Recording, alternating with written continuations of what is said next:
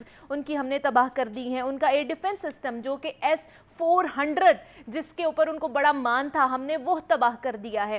تو جس dog fight کی بات ہو رہی ہے اس کے اوپر ایک پیکج تیار کیا گیا ہے. اس میں کیا کیا فائنڈنگز کی گئی ہیں, کیا کیا چیزیں ہمارے سامنے آئی ہیں, اس پہ بات مزمل ہمیں بتائیں گے. آئیے انہی کی طرف چلتے ہیں. پاکستانی جیٹ طیاروں اور فرانسیسی ساختہ ہندوستانی رافیل لڑاکا طیاروں کے درمیان 6 اور 7 مئی کی درمیانی شب ہونے والی ڈاگ فائٹ کو عالمی ماہرین طویل ترین ڈاگ فائٹ قرار دے رہے ہیں.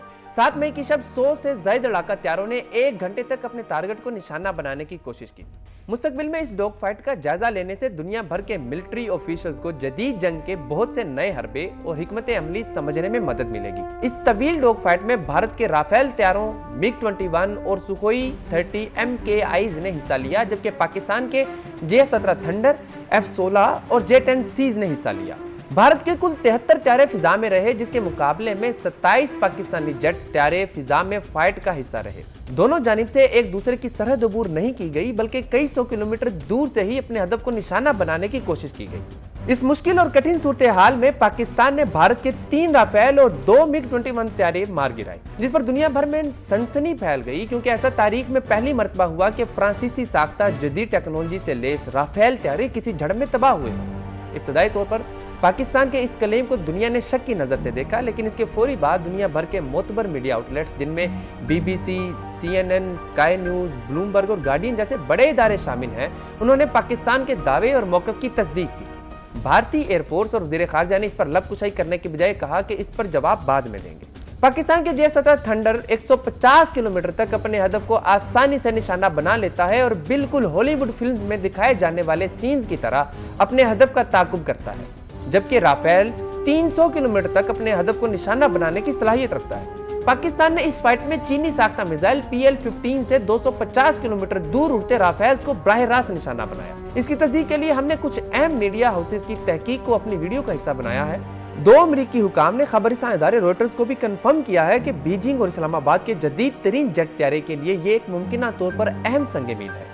اس حوالے سے BBC ویریفائی کا بھی دعویٰ ہے کہ اس نے متعدد ویڈیوز کی توثیق کی ہے جو پاکستان کے دعوے پر مہر ثبت کرتی نظر آتی ہے. یہ فضائی جھڑپ فوجیوں کے لیے ایک غیر معمولی موقع ہے کہ وہ فعال لڑائی میں پائلٹوں, لڑاکا طیاروں اور فضا سے فضا میں مار کرنے والے میزائلوں کی کارکردگی کا مطالعہ کریں اور اس کو اپنی فضائی افواج کو جنگ کے لیے تیار ہونے کے لیے استعمال کر سکیں.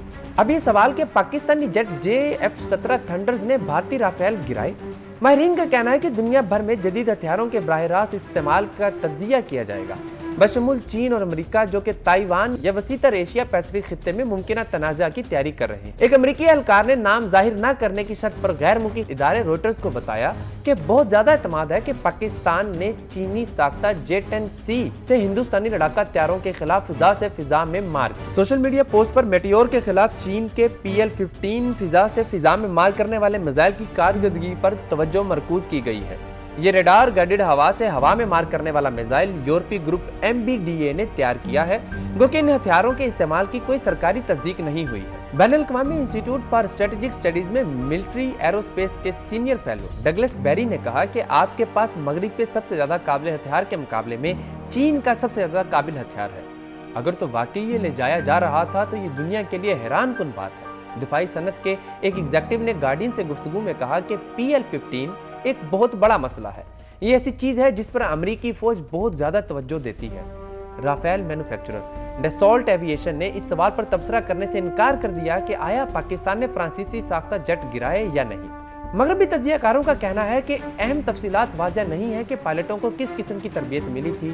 تجزیہ کاروں کا مزید کہنا ہے کہ اسلحہ ساز کمپنیاں تکنیکی کارکردگی کو آپریشنل عوامل سے الگ کرنے کے لیے بھی بے چین ہوں گی, یعنی بھارتی پائلٹوں کی کارکردگی اور صلاحیت پر بڑے سوال اٹھ گئے ہیں. اس بارے میں متضاد اطلاعات ہیں کہ آیا پاکستان کے پاس PL-15 کا لوکل ورژن تھا یا چین کی فضائیہ کا 2021 میں ایکسپورٹڈ ورژن تھا. اس حوالے سے امریکی ایکسپرٹ کا کہنا ہے کہ ان کا خیال ہے کہ پاکستان کے پاس برآمدی ورژن ہی موجود ہے. ان تمام تر دعووں سے پاکستان کے موقف کی تائید اور تصدیق ہوتی ہے کہ اس نے بھارتی رافیل مار گرائے. بالکل ایسے ہی ہے جناب.